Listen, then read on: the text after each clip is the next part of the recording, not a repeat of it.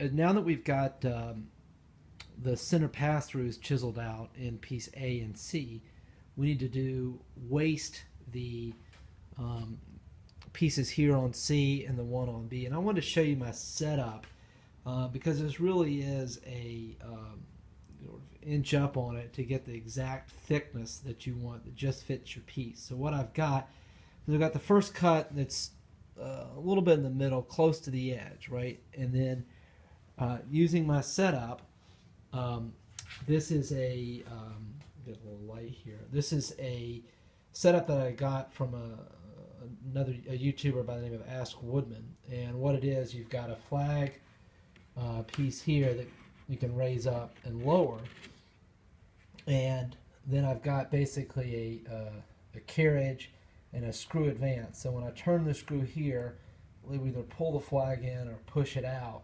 So if I get right up to that edge, I can either advance, make the flag go to the right or the left, so I can get right up to that edge and make really micro adjustments on this screw. It's a quarter 20 screw, so 20 turns equals 1 inch. So I can really make a very micro fine cut in it. So what I'll end up doing now is to make my cut and then adjust the flag via the screw and get right up to that line, do a test fit, and then make another micro cut until I get it exactly the right thickness. So I'm going to go make those cuts now here in piece C. So I want to, I guess, expand a little bit on when I said about inching up, right? So this is the piece C, and I've been cutting this, and for what you want to do is get it as close as you can and tight as you can to piece B. So I'm going to do a fit. If it doesn't fit, I need to take it a little more, make it a little wider. So what I'm going to do is I've got it butted up against my fence, and I'm just going to move the fence this way a bit, right? And so now when I take it off,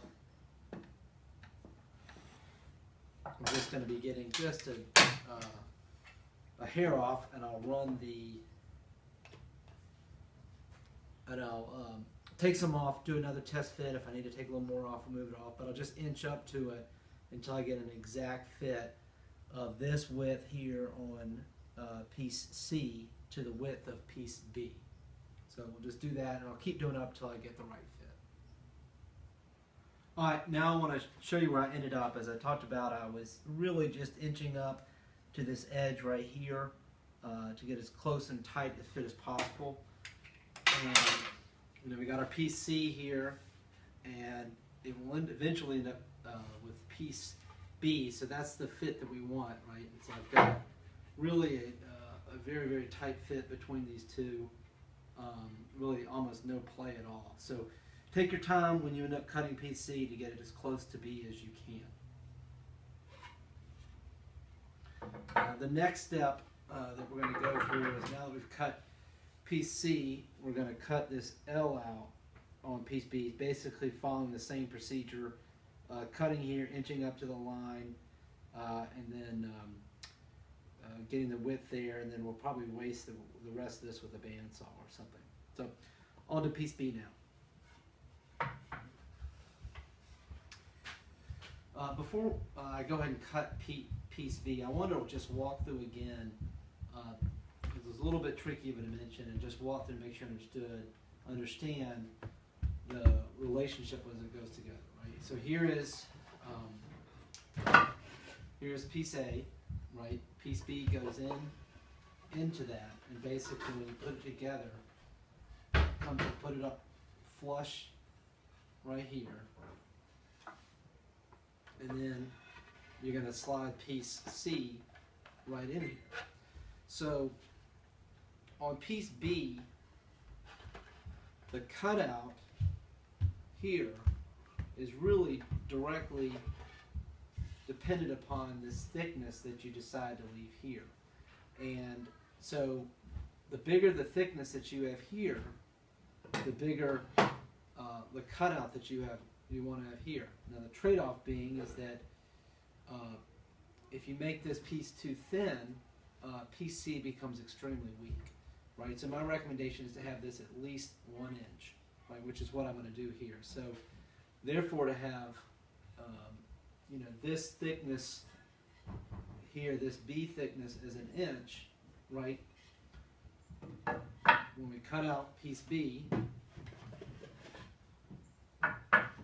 here, I'm going to make that 1 inch, right? So that's how we derive the thickness of this gap right here, B, is based upon what we want to do with C and what we think is reasonable with leaving that piece of thickness there. So now we're going to cut this out 1 inch, and then that same thickness there, you're just going to double that up here because that notch is going to come up and lock in up here. So.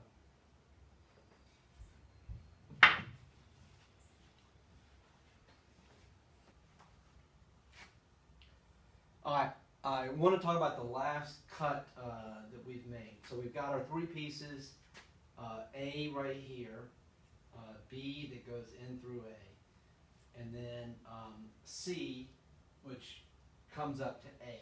And we have one more cut to C where we need to cut out basically the notch at the top of it to allow it to pass through piece B and then get locked up in there.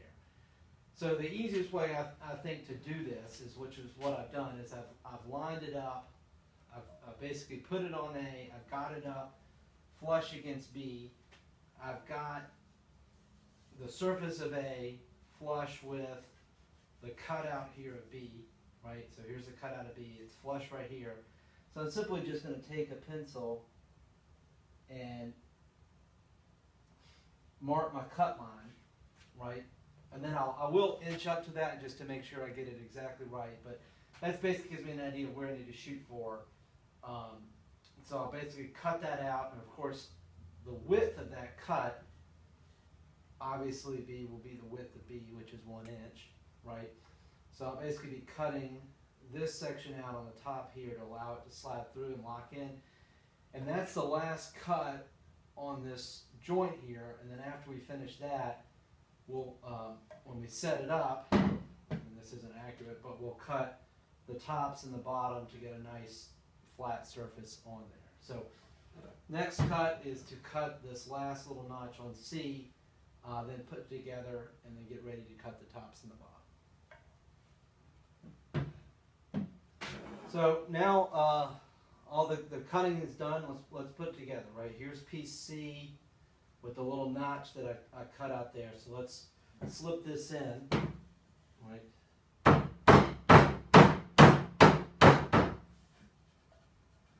bit more. Put that in, so we've got it in, we got it flushed, and then now we'll just lock everything in. There we go. So now it's done, right, the actual joint, and what's left is to cut the tops and the bottoms, right? I mean, you could leave it like this, and if you wanted to sort of do a round edge, but I like a flat top, so I'll show you how I'm going to cut this, because it's not just a 45 degree, it's a compound angle, because this is tilted, and then you've got to cut a plane here. So there's a trick to do that to get it pretty close and accurate, and I'll show you that next.